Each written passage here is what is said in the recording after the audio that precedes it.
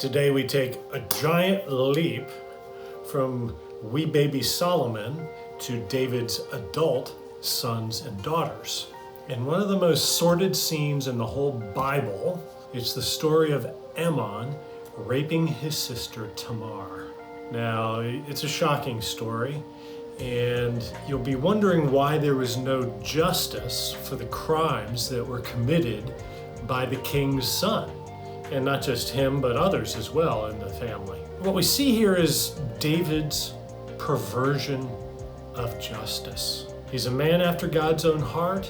He makes so many good decisions in the course of his reign, but he fails to hold his sons accountable to the same law that governs him and the rest of Israel. David's willing to accept accountability for his own actions, but he refuses to hold Ammon and Absalom accountable.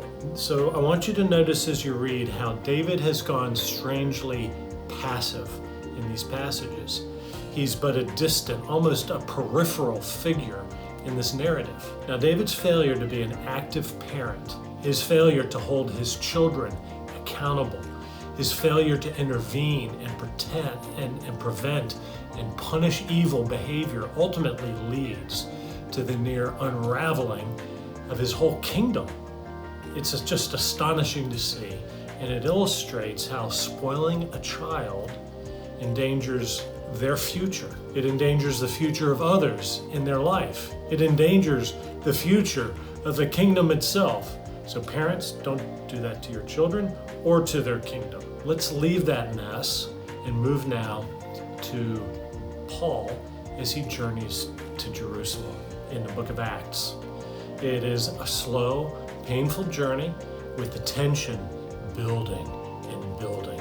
And I can't help but notice how Luke's narration here in the latter part of Acts is similar to how he tells of Jesus' journey to Jerusalem in the latter half of his gospel. Interesting parallel there. Keep an eye out for it. And I just love how Luke builds up the tension and the anticipation. He's such a good storyteller.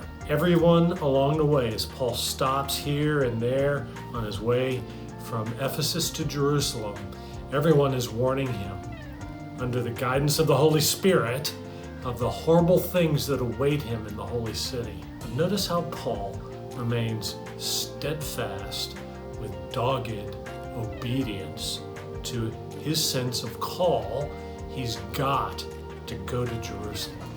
And we're going to see why in the next 2 weeks. In spite of his sense of grim foreboding and grieving, Paul is willing to pay the ultimate price there in Jerusalem. And I want you to notice the grave finality of Paul's farewell there to the Ephesian elders in chapter 20 of the book of Acts. Now, we arrive with Paul in Jerusalem, and he's dealing with the politics of Jewish purification. You might remember how Paul told the Corinthians. He said, "To the Jews, I became like a Jew, to win the Jews.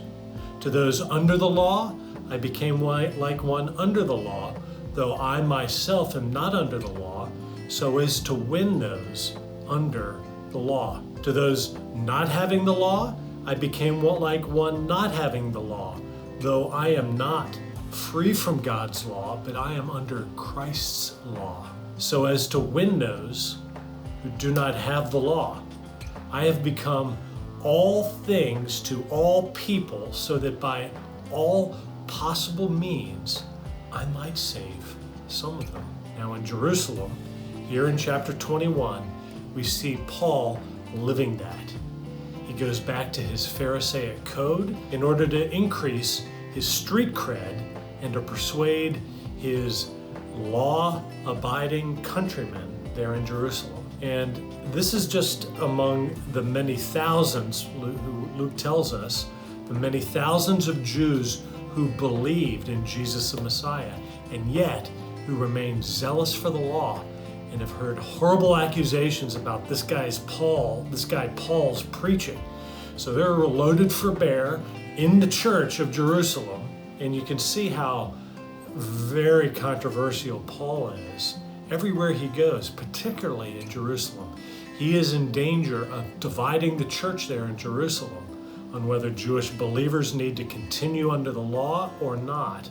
And so James, who oversees the church in Jerusalem, is very keen to have Paul go to the nth degree to demonstrate his Jewish and Pharisaic bona fides. So the situation is very hot in Jerusalem, and Paul apparently satisfied those strict, law-observing Jewish followers of Jesus there. But the crowds of pilgrims who don't know Jesus there in Jerusalem, well, they're an entirely different matter. And we see very quickly how they raise a mob to take justice into their own hands. And this is a scene that we've become familiar with from last summer and in the Capitol on January 6th. Mob violence, mobs taking the law into their own hands. And can you just imagine, put yourself in Paul's shoes, imagine being the guy whom the mob wants to lynch in the streets. Whew, it's just terrifying. And you've never been so glad to see the police show up, right? And in Paul's case, it's the cohort of Roman troops that are on guard there in the Temple Mount, there to prevent just such disturbances. So the riot police shows up, the Roman troops, and here Paul pulls out his trump card. Everywhere he goes, he carries this card up his sleeve. Actually, it's not a trump card, it's a citizenship ID card. Paul is a Roman citizen, and this entitles him to many prerogatives and rights and protections as a Roman citizen. And he is a very clever fellow, and he uses them to the fullest. Right here, first, he requests leave from the commander of the cohort to address the assembled mob.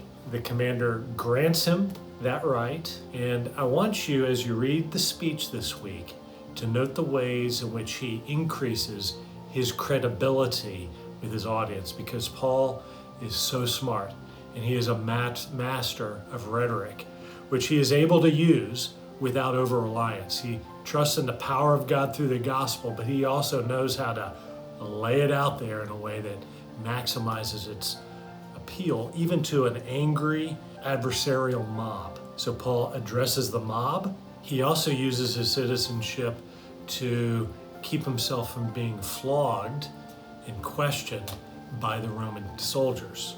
And our reading ends there.